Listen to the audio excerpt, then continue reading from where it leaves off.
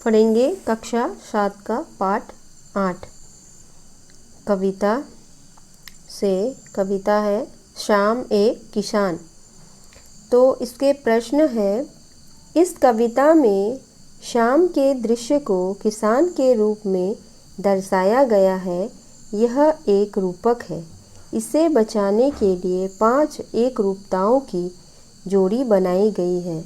उन्हें उपमा कहते हैं।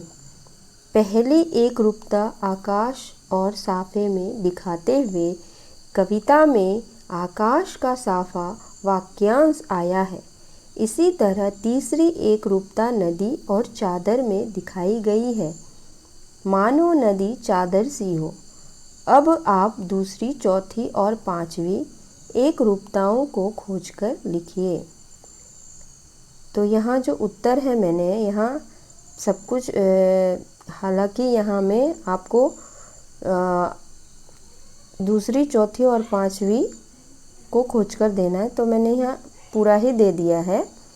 जैसे कि पहला है एक रूपता आकाश का साफा, दूसरी एक रूपता है सूरज की चिल्लम, तीसरी एक रूपता नदी चादर सी, चौथी एक रूपता पलाश के जंगल की अंगीठी, 5वीं एक रूपता अंधकार पेड़ों के गले सा होगा, पेड़ों के गले सा। तो यहाँ में सिर्फ आपको दूसरी, चौथी और 5वीं देनी है, पर मैंने यहाँ पहला और आपका तीसरा भी दे दिया है, जाकि आपको कोई कंफ्यूजन ना रहे। दूसरा प्रश्न है, शाम का दृश्य अपने घर की छत या खिड़की से देखकर बताइए। जैसे कि क में शाम कब शुरू हुई, ख में तब से लेकर सूरज डूबने में कितना समय लगा, इसी बीच आसमान में क्या क्या परिवर्तन आए।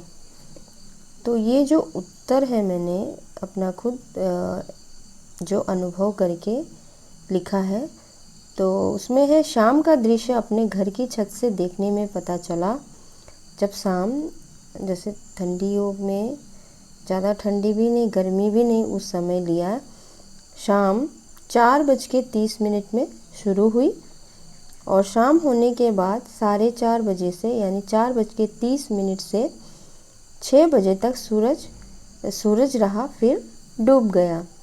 इस बीच आसमान का जो रंग, नीला रंग धीरे धीरे नारंगी रंग में बदलने लगा, फिर धीरे धीरे नारंगी रंग गायब होने लगा और अंधेरा छा गया। तो ये आप खुद एक्सपेरिमेंट करके भी आप लिख सकते। शाम कब शुरू हुई, उस समय आसमान के क्या रंग थे, और कब सूरज ढल गया और कैसे रंग में परिवर्तन हुआ। तीसरा प्रश्न है, मोर के बोलने पर कवि को लगा जैसे किसी ने कहा, सुनते हो। नीचे दिए गए पक्षियों की बोली सुनकर उन्हें भी 1 या 2 शब्दों में बांधिए। कबूतर, कौवा, मैना, तोता, चील, हंस। तो उत्तर है कबूतर। जैसे पहले समय में मालूम ही है, कबूतर संदेश लाया, कौवा काँव काँव करने से मेहमान आया, और मैना गीत गाती है, यह हम जानते हैं। तोता बोलता है, और चील की दृष्टि वो रखता है अपने शिकार पर, और हंस को हम लोग ज़्यादातर जानते हैं, वो तैरता है। तो आप कुछ और भी इसमें जॉइन करके लिख सकते हैं। मैंने यही लिखा है, आप अपने हिसाब से। तो इस तरह आपके प्रश्न उत्तर हो गए। आप इसे समझकर याद कर सकते हैं, लिखकर भी।